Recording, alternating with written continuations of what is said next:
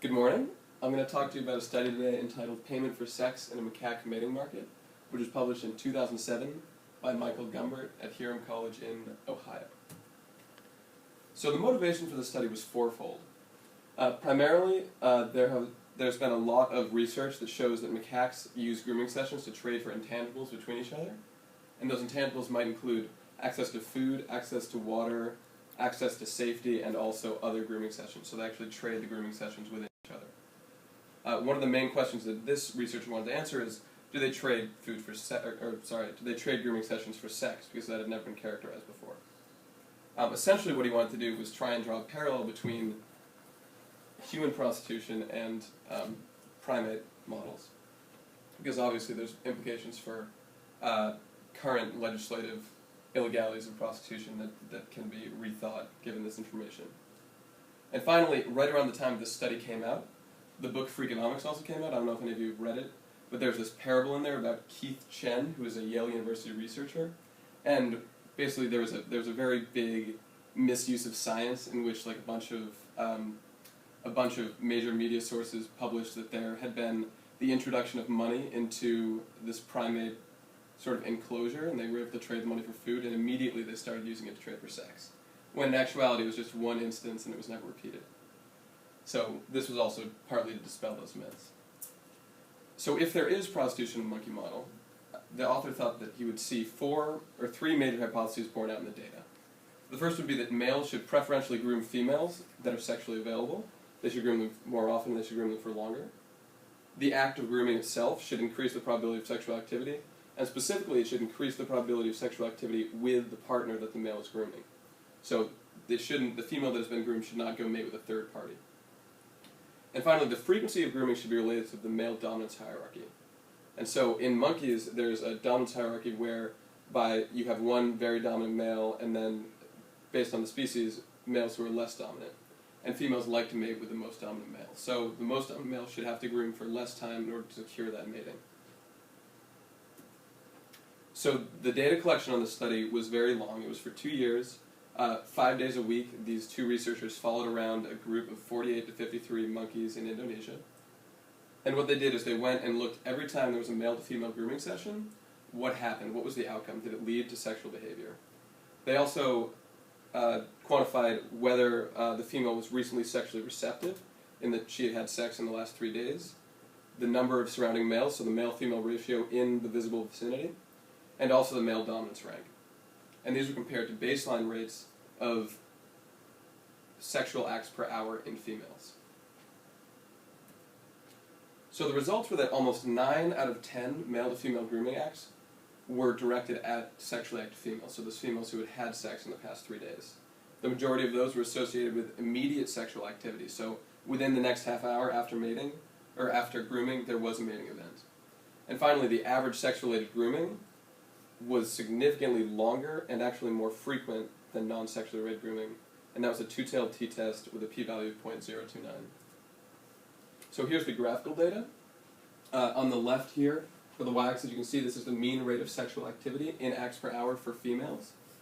Baseline is when no grooming has happened. You can see it's around 1.5 acts per hour.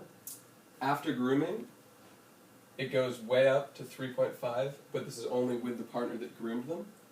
And then after grooming with a third party, so the female is groomed by the male A, and this is the rate that she goes and mates with male B or male C.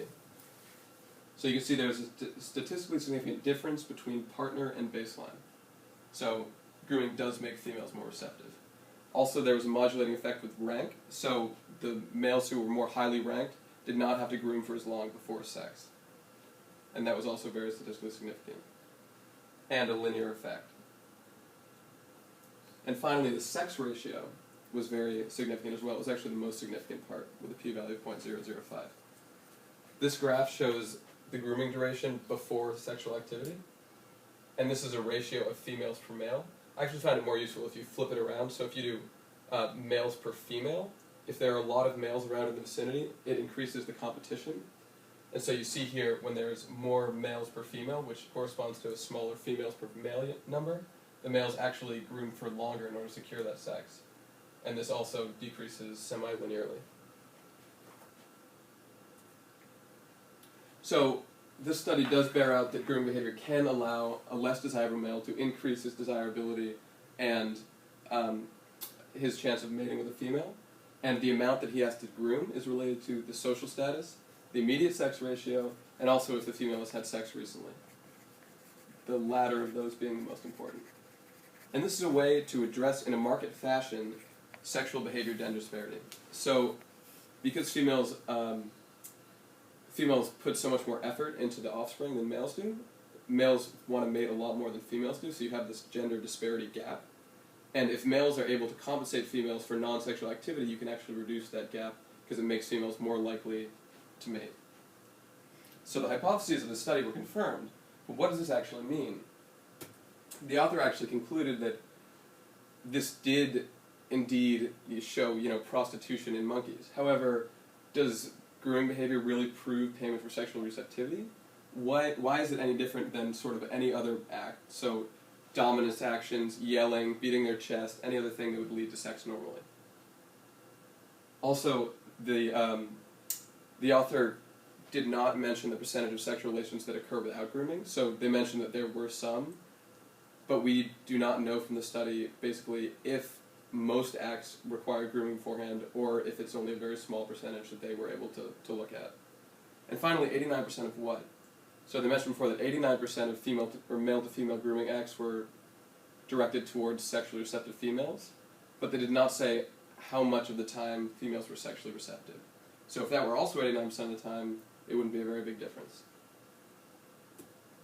So finally, conclusions. We definitely need to do some more research to disentwine grooming payments from normal sexual courtship. Why does this constitute prostitution in monkeys? But we can tell that sex is definitely a traded commodity in primates, as the differential between grooming sessions showed that this was statistically significant. And it does lead to other questions, such as, is prostitution an inevitability of being able to trade and having that sexual disparity in willingness to have sex? So will any sufficiently sophisticated organism begin to show signs of prostitution? And if so, should this have an effect on legality of prostitution? Just because it's natural and seen in animal models, does that change sort of the morality of it for humans as well? And this is definitely further research that needs to be done in this area. So, thank you very much. You're lucky.